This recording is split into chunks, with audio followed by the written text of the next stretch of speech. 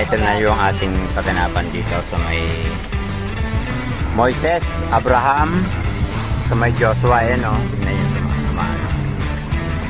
Malalim na yan, hanggang ano na yan. Hindi. Maywang ang ulit po.